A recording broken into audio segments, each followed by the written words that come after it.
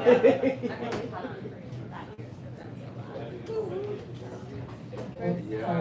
everyone.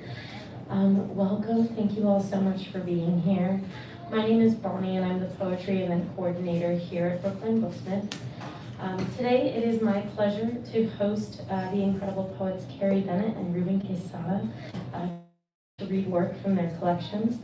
Unfortunately, the third poet who is going to join us this evening, Kevin McLellan, was unable to make it due to a family emergency.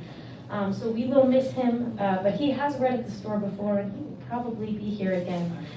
So if you want to check out Kevin's work, you come back and join us.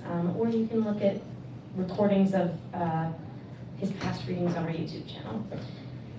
Before I do introductions, I do have just a few housekeeping notes.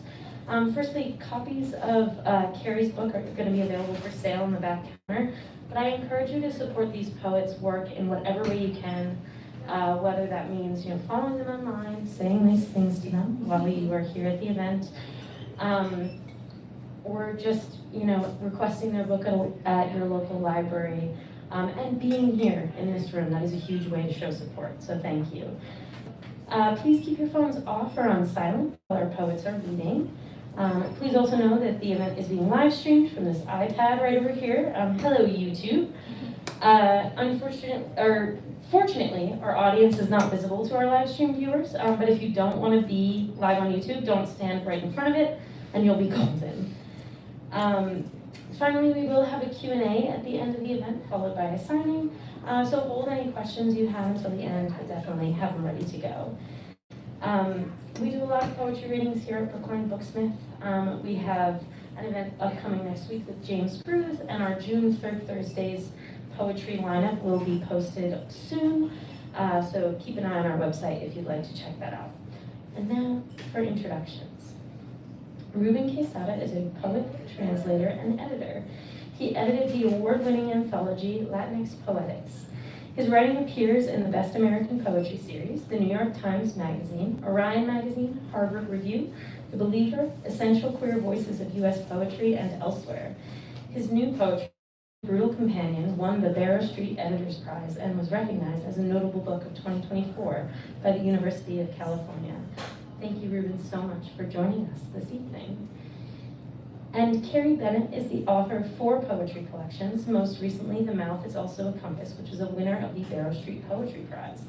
She holds an MFA from the Iowa Writers Workshop and currently teaches writing at Boston University. She's a Massachusetts Cultural Council Artist Fellow and lives in Somerville with her family. Thank you, Carrie, for joining us this evening. If you were listening closely, you may have noticed that all of these poets have work published through Barrow Street Press, which is a lovely nonprofit literary organization that publishes both emerging and established poets and also publishes the prize-winning journal Barrow Street. Check out their work if you're not familiar. They're a great press. It is so wonderful to welcome you both here to the store. Thank you for being here to read with us. Everyone, let's give our poets a warm welcome.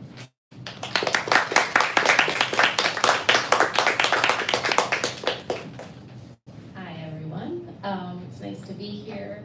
It's not a big crowd, but I'm still a little nervous, so can't help that. I'm going to start by reading poems from my new book, The Mouth is Also a Compass. And this is more of a project-based book. It follows a female explorer. She's been forced out of her home, environmental disaster, and her expedition is to find this fabled place called the Last Ice Age.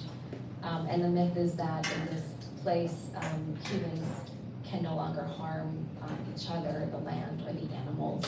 And so the book is in 3 sections. I'll read a little bit from each of the sections.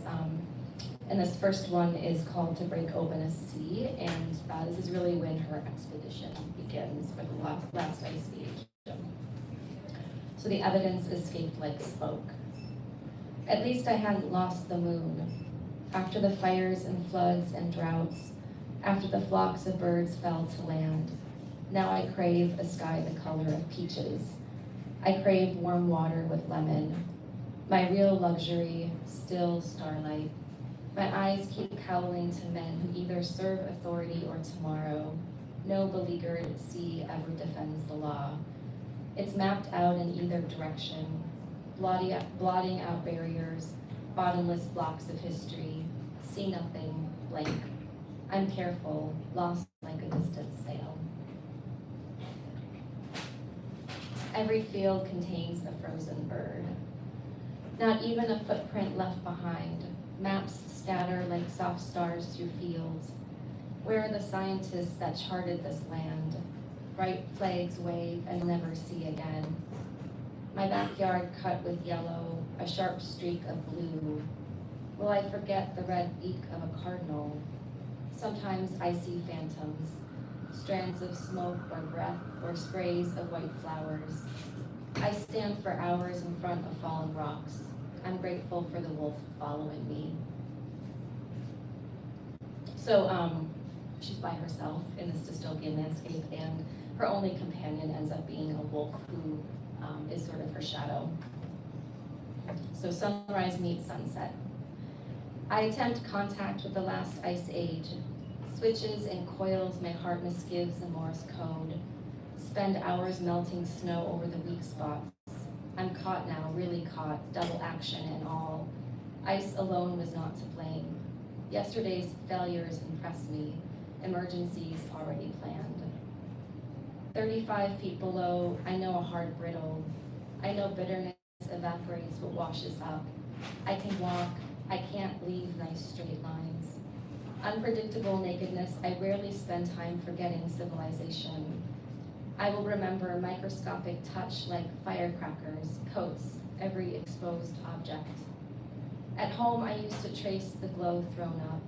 Like a little watchtower, I spent evenings stowed behind locked doors, blinds tight as lids. Barely a streak of light, too busy, too tired. I drove my car, ate my meals, bought my clothes, ground to a sinking, the ocean floor, forced to hold my abundant weaknesses. Could almost ignore the next storm in the blazing newness of each morning. Now I dig a hole collecting the wind vane. A fearful lifting remains the lowest pin. Contrive a cure to cut so much. Huge red barrier edge. This latitude itself free. All innocently water, water, still more water. The animals begin to gather. I sit in the wreckage until I can't see my hands, until I scramble the impulse to cover my eyes. A broken building's entrance stands like a forgotten mouth. I find a fallen berry with light green skin some bird has emptied out. A trumpet-throated field mouse sits next to a single tree. A bear watches me, its claws like hooks or shells. Near my wrist, a felt-tip monarch lands. Image is both real and hollow. Okay, so I'll read a few poems from the middle section, which is called Fragments Inside the Storm. And they kind of look like that, sort of swirling on the page. Thoughts. And I guess a note I should make is, initially this project started as an erasure project of Richard Byrd's memoir, Alone, of his time in Antarctica, and it really inspired me to think of my own expedition, informed more by the sense of care and protection, because I feel like a lot of expeditions are sort of male focused, and it's a lot about conquering, and so that ended up sort of, a lot of his language infiltrated my language, but I kind of reuse it to think about responsibility to the environment. So I'll read a few of these. Inside the Storm. How far can I go with this storm? Carve a thin line into the ground to record my existence. My new rule, I will punish myself if I damage a tree or shrub or any living thing, even if by accident. My iceberg sings on sea melting to a sea startled green. Above me, a burning house without walls. More currents circle like a lost creature. Trapdoor, my lungs, sliding little throat, I couldn't be the ladder of something else. The mouth wasn't strong enough to grow a hyacinth. No moon tonight, clouds like coughs in my pinprick chest.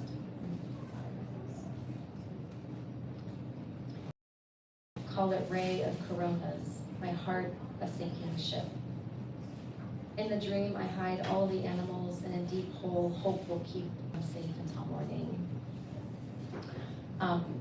And then I'll read a few poems from the last section, which is called The Explorer's Handbook of Survival. And I did some fun research on explorers' handbooks, but I made this into sort of a surrealistic expression of what would be required of surviving this strange landscape. And so I have 16 chapters.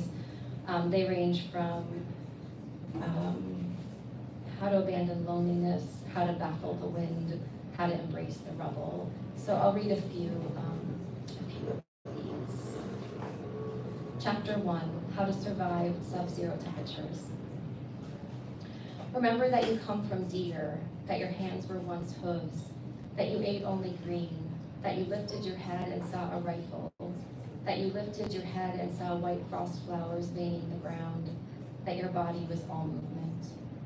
Now a dragonfly lives in your mouth. Now you must collect large rocks to make a circle. Now you must sit inside the rock circle all day as the cold accumulates. Place your burden here. Chapter 6, How to Abandon Loneliness. Don't be sentimental about walking under a cluster of white lilacs one evening in spring. How the sun faded so carefully even the birds forgot to stop singing. Don't think about your mouth, how you easily swallowed sweetness. Now you know that any abyss shines starkly, as if nothing could ever be nothing again. I'll read 2 more and then I'll read a few new poems. Chapter 13, How to Dream of the Last Ice Age. Hands become too frostbitten to hurt.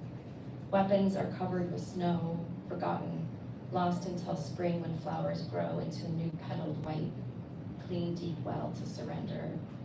In the last ice age, meadows are so green they turn coral in the sun. Only the very old die, deep fall into a quiet sleep. And once the ice has thawed, they journey out to sea with orchids placed over their eyes. Chapter 14, How to Find the Last Ice Age. A bearer will ask you for your burden. What is in your right hand? A just bird boulder. What is in your left hand? Whistle of lost leaf, feather rust of ravaged land. Even the stars die eventually. The entrance will appear as a trapdoor in a cloud, the sky scattering in all directions. So yeah, I'll read a few newer poems. A lot of it's sort of like inspired by my 6-year-old daughter who comes home from school with really weird things that she's learning in her classes about like red clouds, and it sort of feels like a surrealistic story. So I kind of take that and make poems out of them. So early construction. We stand in a parking lot, everything is newborn. The sky layered to pink, clouds like rumpled fabric. And emptiness returns. We say goodbye to our faces. Then the hours become one big house our mothers are lost in. The sky is also a machine. Little engine inside each leaf. The cloud a sharp feather, straight to the moon. The day returns to itself in search of safety. Animal tracks circle the sidewalk. I carry my green panic like a wardrobe stuffed with dirty dishes. I crawl back to bed. Let the animals sign my name with their soft paws. I'll read 2 more. A new watchtower. When you fold your body in 2, it's supposed to hurt. Each lesson a new fall into. Now you're the mother. Now you're the baby. Or at least something distantly moving and warm. A warning as a sign blinks fast. Its very own star blazing. Period of extreme drought, no outdoor watering. The ear refuses each word. Fires press closer a few miles from the sea. Turn yourself into a sun. Small stairs lead to a sky, the moon a cloud.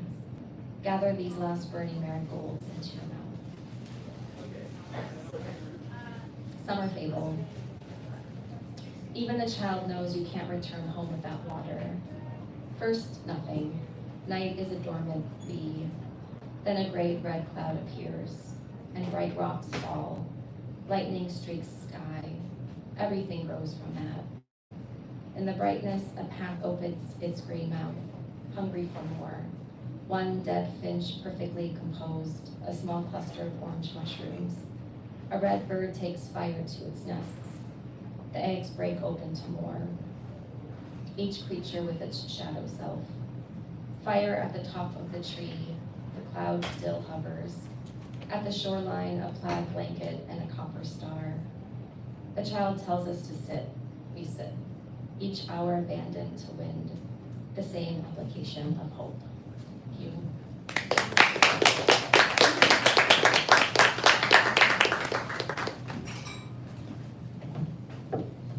Beautiful to hear you read, Carrie. Thank you. Hi, everyone. I'm Ruben Quesada. I'll be reading from Brutal Companion. It's a pleasure to be here. I live in Chicago, so I haven't spent much time here. Yeah. Hey. So I've been around the country a lot, and I'm originally from Los Angeles. Don't hold that against me. But before I moved to Chicago, I lived in Texas. I lived in rural West Texas in the Panhandle, which is where I met my friend Willie, who's here today, who lives here, by the way. So I'm going to start by reading a poem called In Lubbock, Texas. There's a park with dips and mounds of crabgrass streaming into patches of rust-colored dirt where you ride your horse. It's always hot in Texas. Even in winter, the snow doesn't stay for more than a night or two. Nothing ever wants to stay in Lubbock.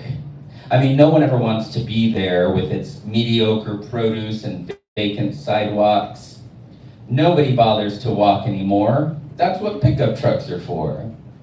There's a song that says, happiness is Lubbock in the rearview mirror. It's true. Bless Mac Davis. Bless Buddy Holly. Still, I have no idea what a horse is like. Of course, I've seen them on television as a child. I watched The Lone Ranger and Mr. Ed. For a time, I believed animals could talk. I have never known a horse, but I've always talked to my pets. My snow-colored parakeet named Frosty sang to me when I spoke to him. I mimicked learning to conjure the spirit of his music in my mouth. But how does one speak horse?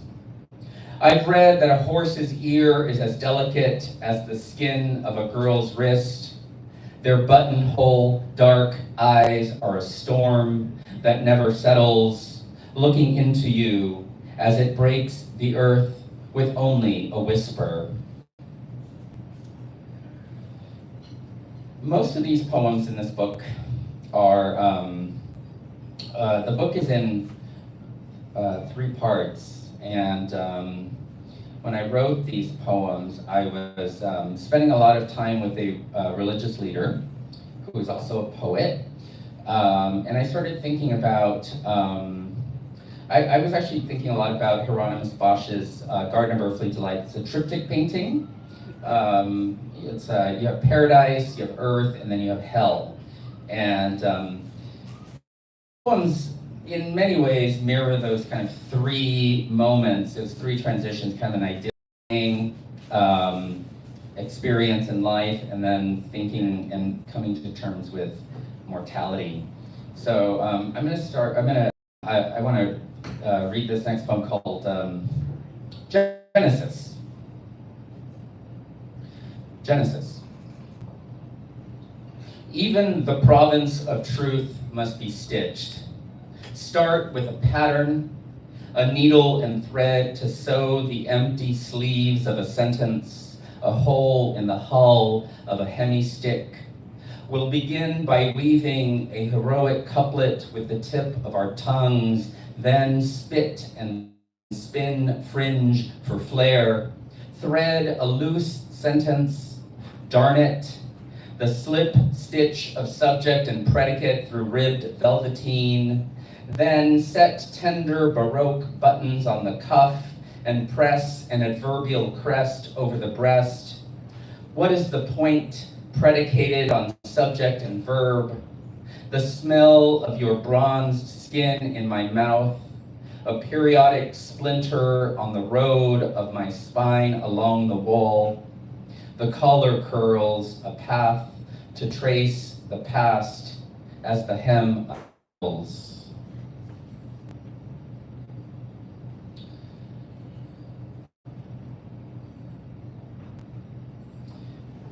This is called Country Words for America.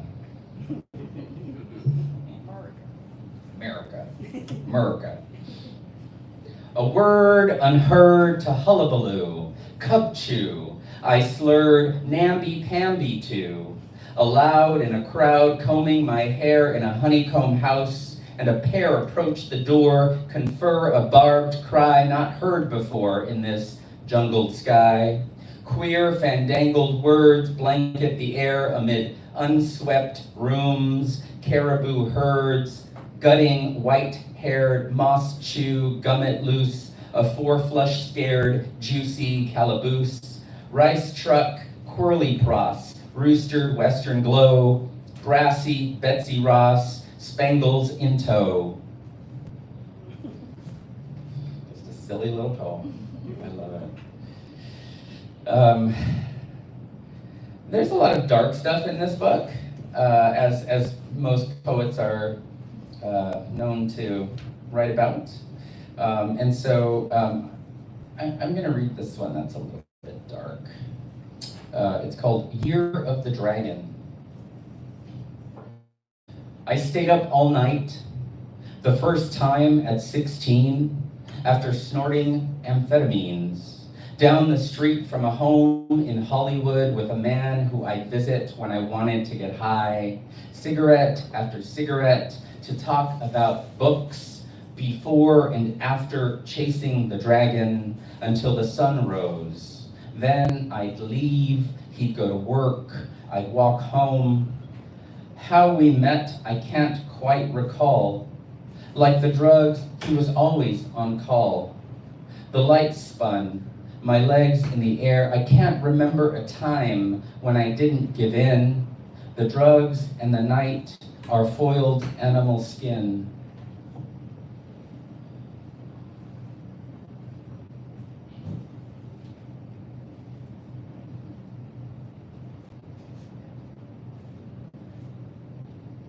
I write a lot of ekphrastic work, poems in response to artwork, and there's a painting called The Entombment by a painter named Raphael, and it shows a group of people carrying Christ's body after he's been entombed, and the painting was actually commissioned by a mother to commemorate or remember her slain son. Her son was killed, and so she commissioned Raphael to paint this painting, The Entombment. And when I saw it, my first thought, as someone living in the world today, was this looks like something I've seen before. And I was reminded, as someone who grew up in the 90s, of something that happened in the 90s, and that was the death of Matthew Shepard. And so I wrote a poem called East of Wyoming, I Remember Matthew Shepard, after the Entombment by Raphael. And I thought this would be a good way for these two women who are grieving over the loss of their sons to find a place in my work. East of Wyoming, I Remember Matthew Shepard, after the Entombment by Raphael. The night my father died, I sat on a stool at the Buckhorn, gazing out the window's cool counter seat. Like a funhouse mirror, you appeared. I had a looking face, my father used to say, his wish for me to blend in. Late after an argument, I fled and was found bound to a prairie fence after 18 hours. My body is like a sock in the wind in a field just a mile from here. My face blooms, velvety and light like a lamb's ear, Stachys byzantina. My ears, frozen with blood, down my neck it goes. A medley of ants shuffles away. My body is rich with the sour smell of urine on my head like a crown of daffodils.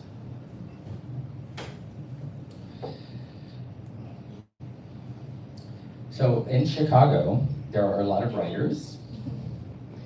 There is a very well-known fiction writer, and she was the host of a literary spelling bee one time that I was a part of, and she gave me a word that I ended up misspelling, and so I wrote a poem about it.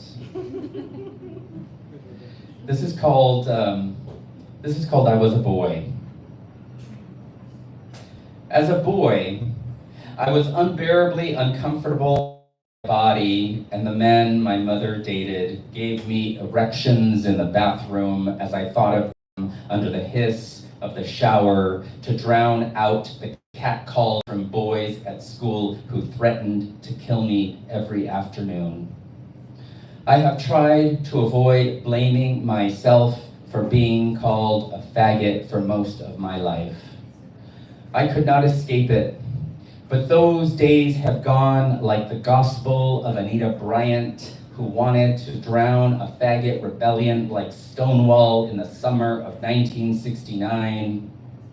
Once, I was a man who curated mediocrity, like the time I misspelled peniophobia to conceal my fear of having spent my life penniless, undressing only in the dark.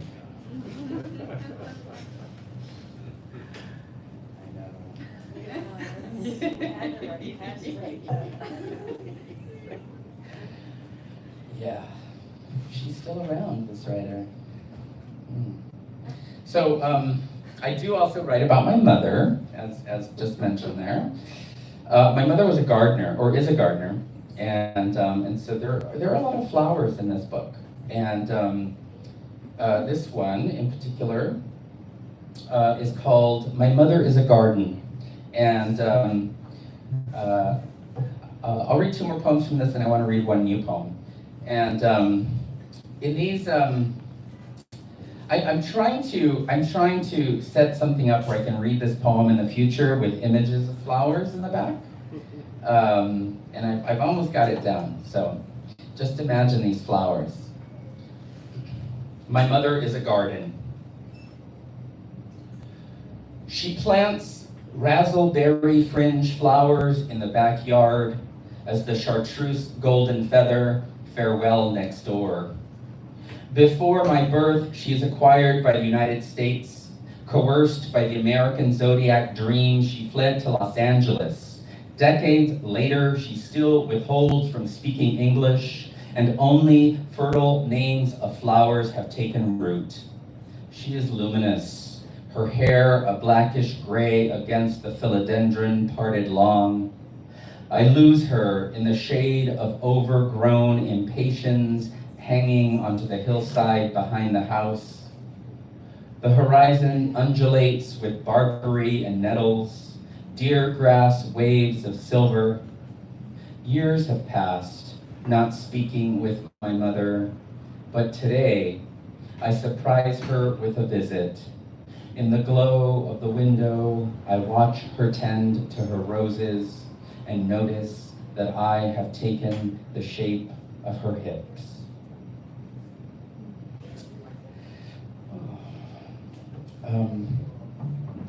So this final poem from this book that I'll read is a form that I guess I invented. It's a 10-line poem. Each line is 10 syllables, so the entire poem is 100 syllables.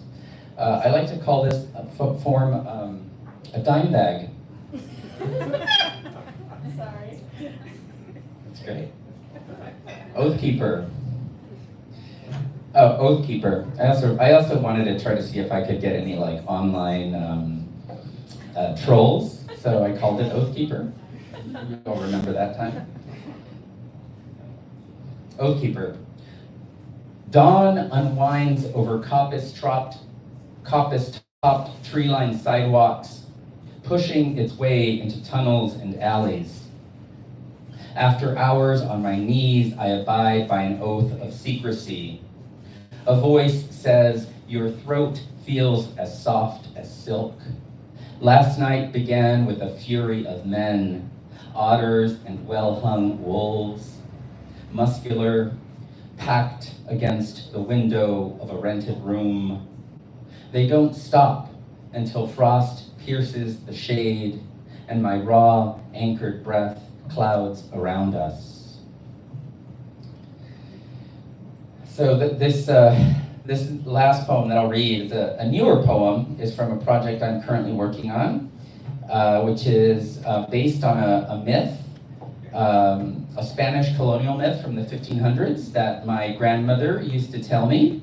My family's from Costa Rica, and so my grandmother would tell me this myth, this story about a woman, a cursed woman, named La Segua. And this is a similar myth that exists throughout Latin America. In Mexico, I think they might call her La Llorona. And so La Segua in Costa Rica is this cursed woman that wanders the night. So I've recast her in the 20th century as a flight attendant. And so this collection is about this flight attendant who travels the world. Begins in the 1960s and it goes through the 21st century. And her name is Jane Baez. This is Jane Baez, 1971. This was her first flight since the divorce. She'd lost it all. Her peppermint green Cadillac DeVille and a silver fox stole, like the one Marilyn wore in How to Marry a Millionaire. Who didn't want to be Paula de Beauvois? Jane tried to calm herself. It was her first time. It was time to land in Montreal. She looked down at her wine-stained skirt. Then the pilot called for her. The bass in his voice calmed her. As she stepped into the aisle, a monk wearing a cowl approached like Jacopo del Casatino's St. John the Baptist. He reached out to her and asked if she was okay. She leaned in but couldn't see his face. He whispered a short prayer. God is with you, child, no matter when, no matter where. Nothing about Jane was plain. But Jane was cursed. After the divorce, she fought two men from first class. They smiled as she passed, then each took a turn slapping her on the ass. "She's a stone-cold fox," one of them said. She was new and nothing was said for fear of reproach. Alone in the lounge she sat, and from each side approached. She'd been manhandled, catcalled. By now she knew it was her place as a working-class woman. Puckering and licking their lips, she wobbled but quickly urged them away. Hushing her still with a finger to her lips, she closed her eyes and prayed. Thank you.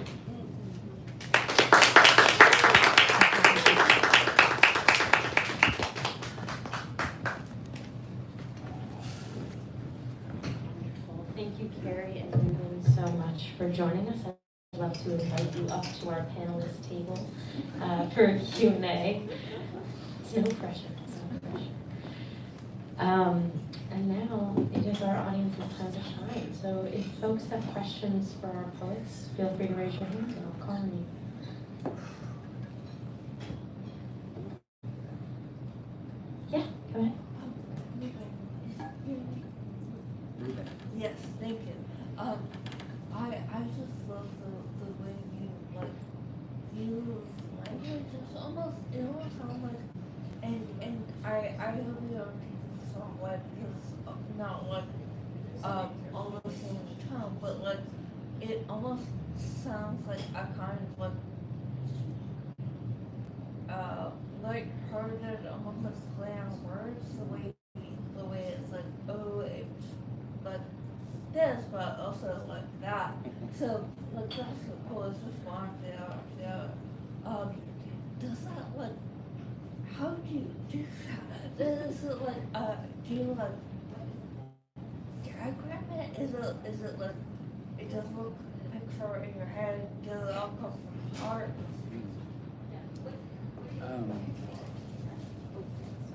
Hello. That's a great question. Yeah, so I've heard that a lot from readers about my work that I've heard it described as I make really ugly things beautiful, and I do that I think mostly because I'm really interested in sound. Obviously, you probably catch that, and so I think a lot of that that contrast of like taking something really dark or really difficult and finding a way to lighten it or to make it palatable in some way to a general audience. I think all that comes through the revision process. When I get everything down, it probably just looks like, like a teenager's journal or something, but there's a lot of angst, there's a lot of heartache, but I just love the sounds of consonants. My favorite letter is the letter L, and so I just try to be really attentive to the sound. And sometimes I think being so attentive to sound, I think shifts the focus a little bit from the subject or the content, and maybe that's how I do it. Aside from that, it's just magic. Thank you. When did you first start writing poetry, or do you remember when the first time you wrote a poem? I went to school, undergrad for piano, and after a year I was like, this is not for me. And I had an amazing writing teacher, and so I started writing poetry seriously when I was 18, and then just completely fell in love with writing poems and stayed in school for as long as possible. Got many degrees, just so I could write poems. Yeah, I think school really did it for me too. I was when I was 6, I used to write a lot of letters to girls that I had crushes on, and my mother found them, and she's like, you cannot do this. Like the parents are going to get upset, and so she took them out of my homework folder that I had, and that's where they would go, and I would just carry them with me. But when I was a teenager in middle school, I started keeping a notebook and just writing letters to people I admired and things I wanted to say to people but never could. And so that's really where writing started for me. But I didn't know I wanted to be a writer. I was going to study physics. Wow. It's an interesting switch. Similar. Yeah, physics is kind of the poetry of math and science. Do we have any other audience questions?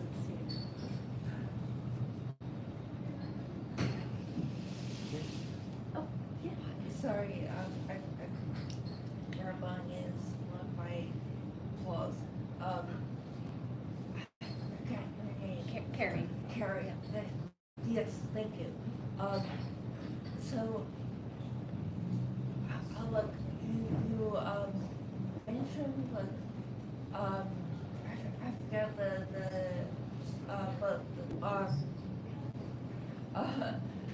so your book or collection, the sort of like narrative arc was based on this memoir, right? Who, how? Yeah.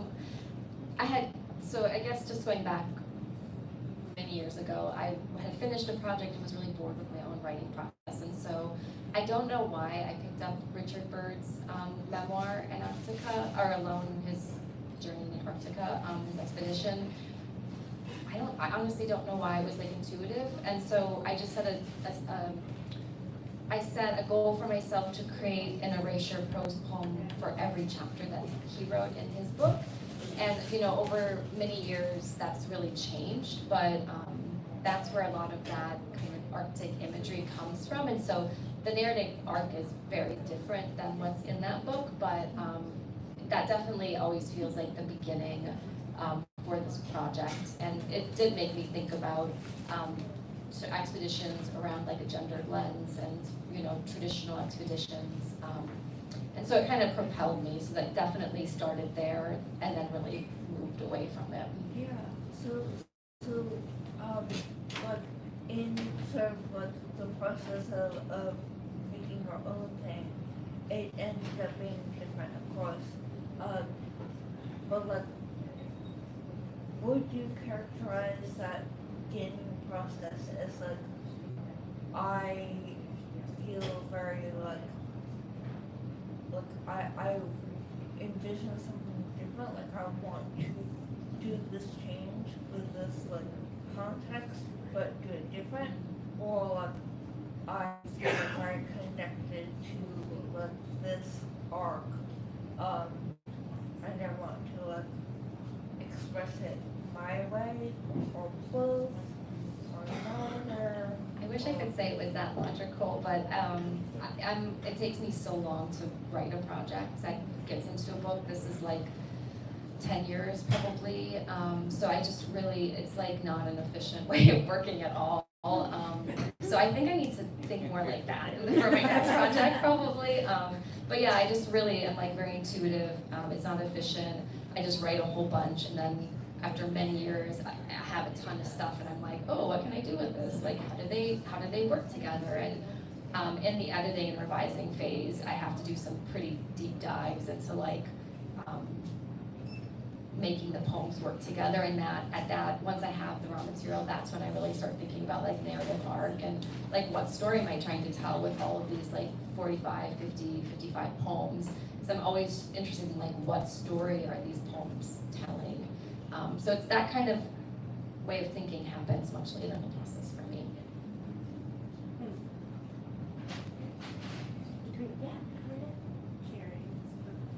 Are you like always interested as you pull together these poems of like what the narrative arc that they're saying, or do you think that that's just what those materials have already lent themselves to?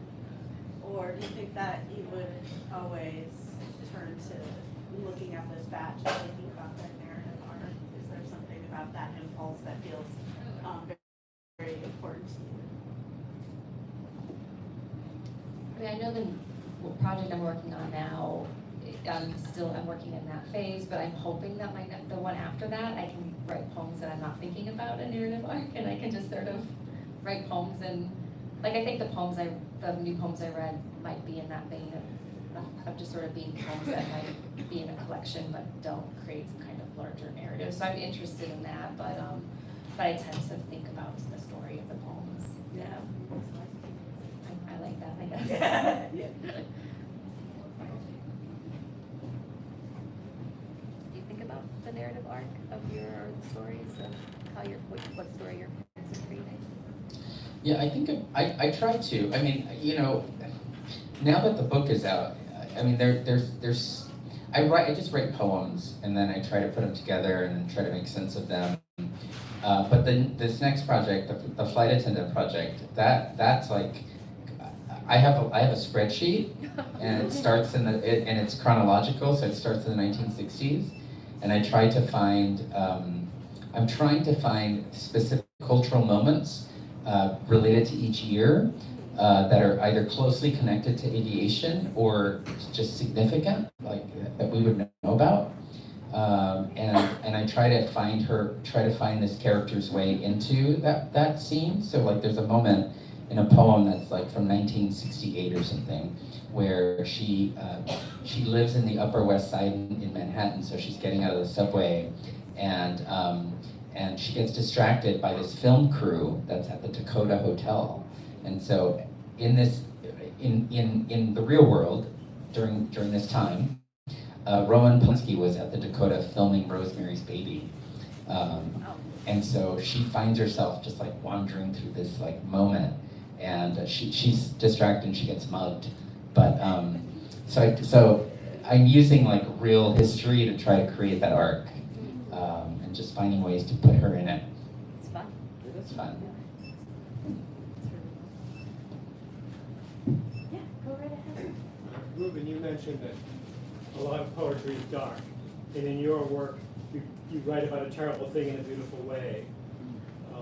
Given how dark our times are now in a lot of ways, do you ever feel the impulse to create just a beautiful piece that's either beautiful or funny or uplifting to bring some joy into the world rather than more darkness? Joy. You know that country words from Murica poem?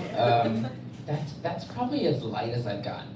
Like that's as playful as I've attempted to be. You know, I have this friend in Chicago who's a lyric poet and very, very recognized, like a lauded poet, and he writes a lot of beautiful stuff, just like nature, you know, like leaves crunching and, you know, autumn. It's okay, like that works for him. I don't know if I want to do that. I mean, I don't know. No, right? Like give me the sewers. Give me the dumpsters. Like I'll find some beauty there. But I don't know. I wish I could. Maybe I will. I don't think my mind goes there first. So yeah, I think it's hard for me to write joyfully. Poetry is joyful, so when you write about the dark, that is like a joyful way to process it. There you go. Yeah, it's a good answer. I like that. Yeah, I do. I'm gonna take that. So when you write, you said you do, you keep writing and then you put them all together, you know, right? Let me go a little bit for this. I enjoy poetry. I read a lot of poetry. I'm not the best to tell you which poems are the one I like or not, but I do enjoy it. And when I read poetry, I always think about the person writing them as something impulsive rather than something mechanical or where you have a story to tell or something. It's more like an impulse of your feelings. And so I'm wondering if I'm accurate about this, or is this something that we do, you know, with an intention? Like, oh, I'm going to talk about Mary, but then I'm going to make all these words to look nice together rather than being more fluent with the intention. Does that make sense?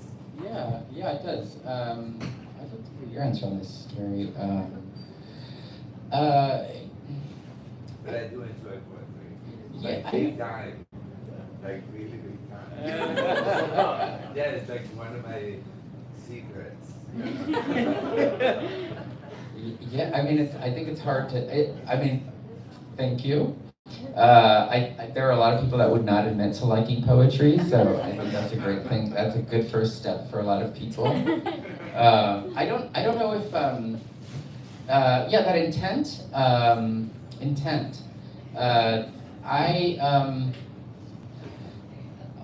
I think it just depends on the moment. I think sometimes I sit with something kind of feeling a sense of joy and excitement about the process.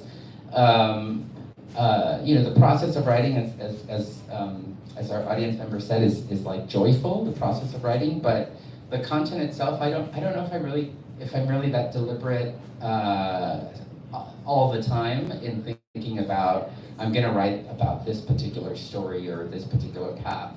You know, the current project is taking that path because I'm taking this myth that already exists, and so I'm just trying to make it accessible in some way. And so there I do have that purposeful narrative, and I'm trying to just use the poems to reveal more about the character, and so that's my intent there: character and then setting.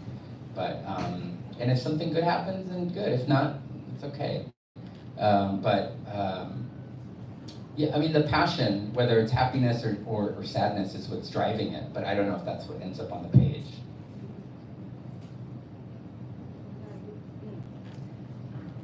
Yeah, I think it just depends on where I'm at in the process. And like when I'm just writing the poems, it's definitely more intuitive. I think the best moment is when writing is almost like a meditation, where I'm kind of in that moment. Doesn't help.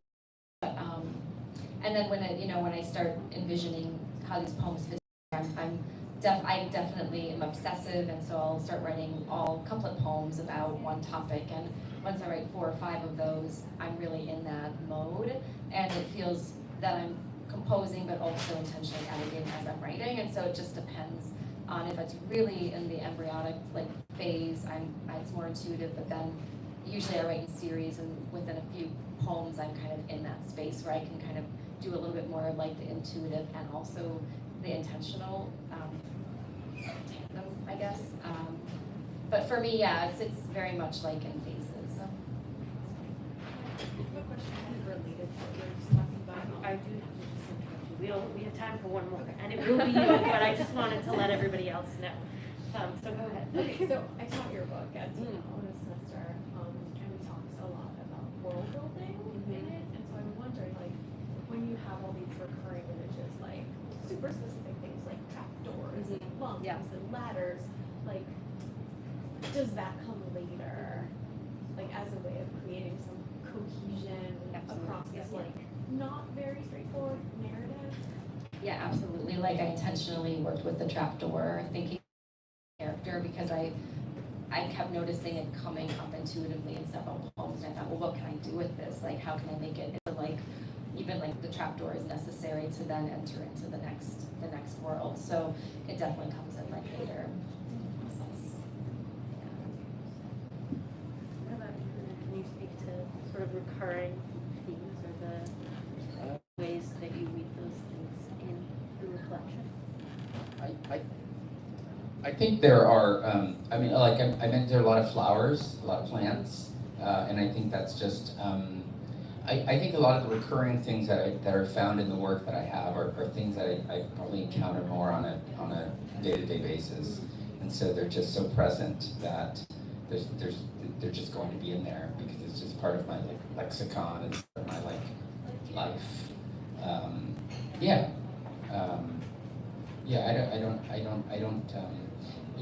This narrative that I'm building now is probably, I'll probably be more intentional with that, but other than that, it's not something I usually plan out. I don't outline my poem. But you spreadsheet. I use spreadsheets. Well, it's really lovely to hear the two sort of ways that these recurring sort of images can appear in these collections. You can very much plan them out and layer them in, or they can appear organically, which is a really beautiful thing. A lovely note to end on. And thank you to our audience for your questions, for your presence. Thank you for being here. And of course, thank you, Ruben, and thank you, Carrie, for sharing your work. Everyone, let's give them a round of applause.